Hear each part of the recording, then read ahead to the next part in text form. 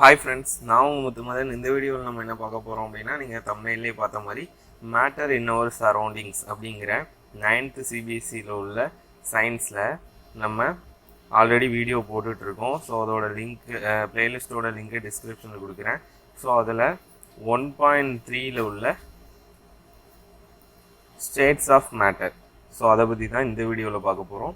இதுக்கு முன்னாடி உள்ள 1.1 1.2 அதை பற்றி நம்ம ஆல்ரெடி வீடியோ போட்டாச்சு. ஸோ அதோட மொத்த லிங்க் தான் என்னது, பிளேலிஸ்ட்டோட லிங்க்கு அது டிஸ்கிரிப்ஷனில் நான் கொடுத்துட்றேன். ஸோ இப்போ வாங்க ஸ்டேட்ஸ் ஆஃப் மேட்டர் பற்றி பார்க்கலாம். Observe different type of matter around you. So இப்போ நம்ம பக்கத்தில் இருக்கிற டிஃப்ரெண்ட் டைப் ஆஃப் மேட்டர்ஸை நம்ம என்ன பண்ணுறோம் அப்படின்னு பார்த்தோம்னா நம்ம பார்க்குறோம். ஓகேவா? ஸோ அப்போ அதுதான் கொடுத்துருக்காங்க. Different type of matter around you, what are its different state. So different state அப்படின்னு சொல்லிட்டு நம்ம எப்படி அதை இது பண்ணுறோம் அப்படிங்கிறத கேட்டிருக்காங்க. ஓகேவா? ஸோ வாங்க அதுக்கடுத்து பார்க்கலாம். we can see that matter around us exist in 3 different states: solid, liquid and gas. ஓகேவா? ஸோ அப்போ இதுதான் என்னது அப்படின்னு பார்த்தோம்னா நமக்கு டிஃப்ரெண்ட் ஸ்டேட்ஸ் அப்படின்னு சொல்லி தெரியுமா. The states of matter arise due to variation in the characteristics of particles of matter. ஓகேவா? ஸோ இப்போ பார்ட்டிகிள்ஸ் ஆஃப் மேட்டரை பொறுத்து ஒவ்வொன்றும் ஒவ்வொரு மாதிரி இருக்குது.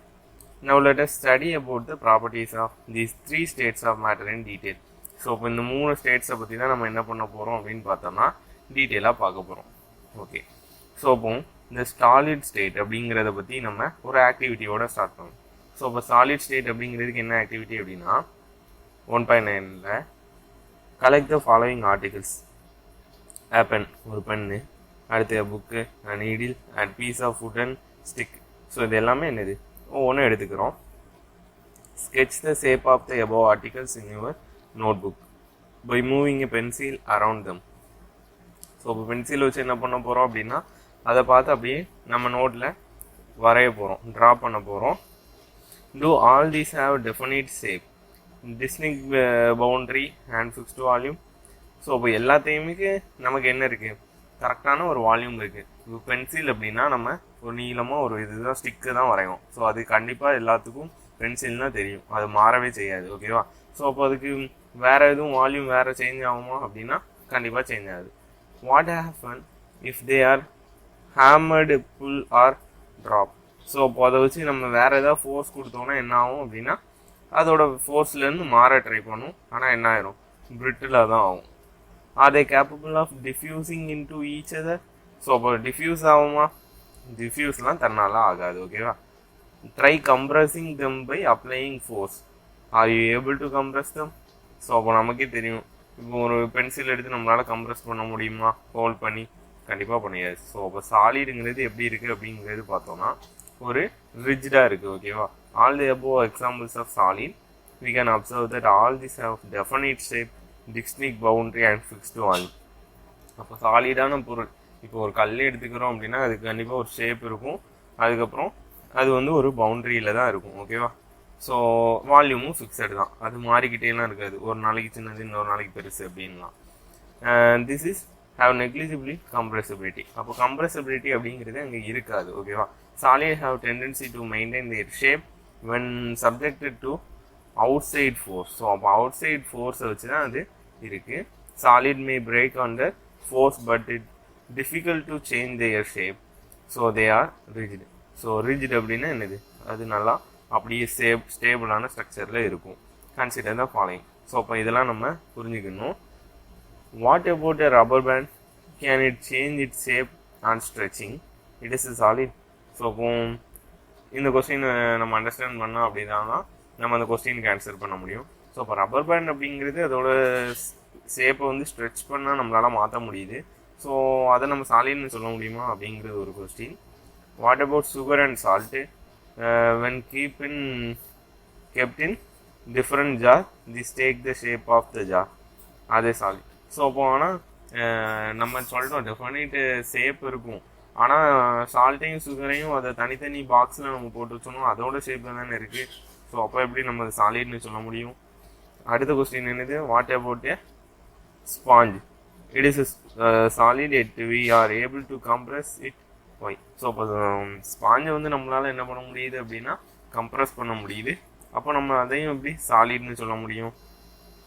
All the above are solids. So அப்போ எல்லாமே சாலிட் தான். ஏன் அப்படின்னு பார்த்தோன்னா rubber band change shape and force and regain the same shape. So இப்போ என்ன பண்ணிடும் அப்படின்னா திரும்ப அதே ஷேப்புக்கு வந்துடும், இந்த ஃபோர்ஸ் இஸ் ரிமூவ். ஸோ இப்போ நம்ம அந்த என்ன பண்ணுறோம், அந்த ஸ்ட்ரெச் பண்ணி இழுக்கச்சில் தான் அதோட ஷேப் மாறுது. திரும்ப நம்ம உடைச்சில் அதோட ஃபோர்ஸ் வந்து அது அவுட் ஆகிட்டு அது வந்து என்ன ஆயிரும், ஃபோர்ஸ் வந்து ரிமூவ் ஆயிரும். ஸோ ரீகெயின் ஆயிரும் அதோட shape. Is excessive force is applied break. Okay, அதுக்கடுத்து இந்த shape of each individual sugar or salt crystal remain fixed. So இப்போ அடுத்து சுகர் அண்டு சால்ட்டை வச்சு சொல்ல வராங்க. இண்டிவிஜுவல் சுகர் அண்ட் சால்ட் கிறிஸ்டலுக்கு வந்து ஃபிக்ஸடு தான். ஓகேவா? Whether we take in our hand put into the plate or in the jar. So அப்போ ஒவ்வொரு பார்ட்டிகிள்ஸாக பார்த்தோம் அப்படின்னா அதுக்கு தனித்தனியாக ஷேப் இருக்குது. நம்ம மொத்தமாக அதுக்கு ரொம்ப ஸ்மாலர் பார்ட்டிக்கலாக இருக்கிறதுனால நமக்கு வந்து இது பெருசாக தெரியல. ஓகேவா?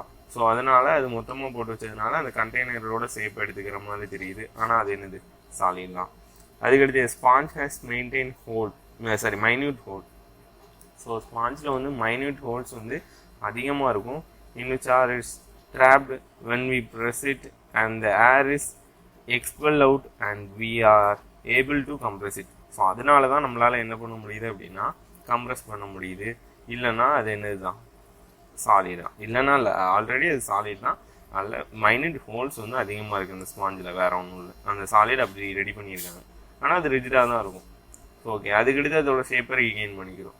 அடுத்து இந்த லிக்யூட் ஸ்டேட். ஸோ லிக்யூட் ஸ்டேட்டுக்கு நம்ம என்ன ஆக்டிவிட்டி பார்க்க போகிறோம் அப்படின்னா collect the following: water, cooking oil, milk juice, அடுத்து கோல்டு ட்ரிங்கு. ஸோ இதெல்லாம் எடுத்துக்க போகிறோம். Containers of different shape put in 50 ml of mark on this container using measure cylinder from the laboratory. So இப்போ நம்ம measuring cylinder 50 ml எடுத்துக்கிட்டு எல்லா கண்டெய்னர்லையும் என்ன பண்ண போகிறோம் அப்படின்னா நம்ம ஃபில் பண்ண போகிறோம். What will happen if the liquids are split on the floor? So கீழே விழுந்துச்சுன்னா என்ன ஆகும்? measure 50 ml of any one liquid and transfer into different container one by one. Does the volume remain same? So இப்போ வாட்டரோட 50 ml ஒரு லிக்யூடோட வேறு லிக்யூடோட 50 ml சேமாக இருக்குமா? கண்டிப்பாக சேமாக தான் இருக்கும். Does the shape of the liquid remain the same? ஷேப்லாம் நம்ம பார்க்க முடியுமா? அது கண்டெய்னர் எடுத்த ஷேப்பை பொறுத்து தான் இருக்கும் லிக்யூடுக்கு. when you pour the liquid from one container to another, does it flow easily? So அப்போ நம்ம வாட்டர் எடுத்தோம்னா ரொம்ப ஈஸியாக ஃப்ளோ ஆகும். அதுக்கடுத்து நமக்கு ஆயிலுங்கிறது அதோட கொஞ்சம் இதாக தான் இருக்கும். we observe that liquid have no fixed shape, have a fixed volume. So இப்போ ஃபிக்ஸட் ஷேப்பும் கிடையாது, ஃபிக்ஸட் வால்யூம் கிடையாது. they take up the shape of container in which they are kept. liquid flow and change shape, so they are not rigid but can be called fluid. So அப்போ நம்ம சாலிடை ரிஜிடுன்னு சொல்கிறோம், இதை வந்து ஃப்ளூயிட்னு சொல்கிறோம். Activity 1.4 and 1.5 வந்து நம்ம refer பண்ணோம் அப்படின்னா லிக்யூட்ஸ்க்கு நமக்கு புரிஞ்சிக்கலாம். Solid and liquid can diffuse into liquid. ஓகேவா? ஸோ டிஃப்யூஸ் ஆகிறதுக்கு நமக்கு லிக்யூடில் தான் டிஃப்யூஸ் ஆகும், வெறும் சாலிட் வந்து டிஃப்யூஸ் ஆகுது. இந்த gases from atmospheric diffuse and dissolve in water. So இப்போ கேஸஸே என்ன பண்ணுவோம், வாட்டரில் டிசால்வ் ஆகும். ஓகேவா? ஸோ அது டிஃப்யூஸ் ஆகும். அடுத்து these gases, especially oxygen and carbon dioxide, are essential for the survival of aquatic animal and plant. So animal and பிளான்ட்ஸோட லிவிங் ஆர்கானிசம்க்கு ரொம்ப அது ஹெல்ப்ஃபுல்லாக இருக்கும். All living creators and need to breathe for survival. So இப்போ ப்ரீத்திங்க்கு அதுதான் ரொம்ப முக்கியம். இந்த aquatic animal and breathers under water due to the presence of dissolve oxygen in water. So இப்போ வாட்டரில் இருக்கிற அனிமல்ஸ்க்கெலாம் என்னதுலாம் ஆக்சிஜன் வந்து டிசால்வ் ஆகிருக்கிறதுனால தான் அதை யூஸ் பண்ண முடியுது. thus we may conclude that solid, liquid and gases can diffuse into liquid. The rate of diffusion of liquid is higher than that of solid. So இப்போ சாலிடோட லிக்யூடுக்கு என்னவாக இருக்கும், ஹையராக இருக்கும். This is due to the fact that in the liquid state particles move freely and have greater force between each other as compared to the particle is the solid. So இப்போ solid ஸ்டேட்டை விட என்னது liquid state கிரேட்டராக இருக்கும் particles movement வந்து. So நமக்கே தெரியும், ஆனால் liquid வந்து என்னவாக இருக்கும்னா ஈஸியாக மூவ் ஆகிட்டு இருக்கும். கேஸு சொல்லவே வேணாம், ஆனால் கேஸ் எப்படி இருக்கும் அப்படிங்கிறதையும் நம்ம ஆக்டிவிட்டி மூலமாக பார்க்கலாம்.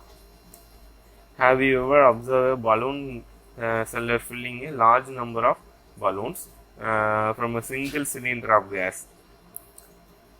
ஒரே சிங்கிள் சிலிண்டர் வச்சுட்டு நமக்கு நிறையா பலூன்ஸ் வந்து என்ன பண்ணியிருப்பாங்கன்னா ஏர் ஃபில் பண்ணி கொடுத்துருப்பாங்க. Enquire from him how many balloons in able to fill the one cylinder, ask him which does he have one cylinder. Okay, அவங்கள்ட்ட கேட்டோன்னா என்ன சொல்கிறாங்கன்னு பார்ப்போம். ஸோ ஓகே, ஆக்டிவிட்டி பார்த்தோம் அப்படின்னா, take 300 ml syringes and close their nozzle by rubber graph as shown. So இப்போ nozzle வந்து என்ன பண்ணிடணும் அப்படின்னா க்ளோஸ் பண்ணிடணும். Remove the piston from all the syringe. அப்போ பிஸ்டனை எடுத்துட வேண்டியதான். அடுத்து leave one syringe untouched. Fill water into second pieces of chalk in the third. So அப்போது என்ன பண்ணணும்,